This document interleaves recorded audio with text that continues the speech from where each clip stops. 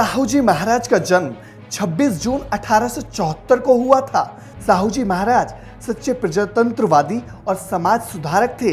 वे कोल्हापुर के इतिहास के सबसे प्रसिद्ध राजा थे। छत्रपति साहू जी महाराज एक ऐसे व्यक्ति थे जिन्होंने राजा होते हुए भी दलितों और शोषित वर्ग के कष्ट को समझा और सदा उनसे निकटता बनाए रखी। उन्होंने दलित वर्ग के बच्चों को मुफ्त शिक्षा प्रदान करने की प्रक्रिया शुरू की। इतना ही नहीं, साहू जी महाराज के शासन के दौरान बाल विवाह पर पूरी तरह से प्रतिबंध लगाया गया। उन्होंने अंतरजातीय विवाह और विधवा पुनर्विवाह के पक्ष में आवाज उठाई। इतना ही नहीं, इन गतिविधियों के लिए साहू जी महाराज को कड़ी आलोचनाओं का सामना करना पड़ा। ज्योतिबा फूले से प्रभावित थे साहू जी महाराज। दरअसल साहू जी महाराज ज्योतिबा फूले से प्रभावित थे और लंबे समय तक सत्यशोधक समाज व फूले द्वारा गठित संस्था के संरक्षक भी रहे। इतना ही नहीं, साहू जी महाराज ने बाबा साहब अंबेडकर का भी पूर्ण समर्थन किया था।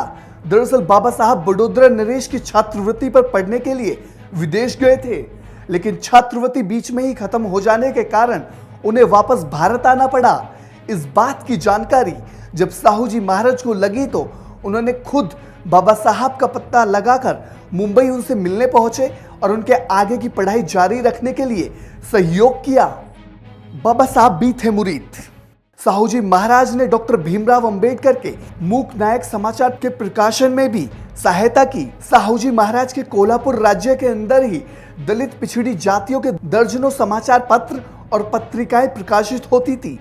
सदियों से जिन लोगों को अपनी बात कहने का हक नहीं था, साहू जी महाराज के शासन प्रशासन में उन्हें बोलने की स्वतंत्रता प्रदान की गई। इसके अलावा उन्होंने शोषित व वंचित समाज के लिए अनगिनत सामाजिक कार्य किए और आज उनके जन्म दिवस पर पूरा देश उन्हें नमन करता है।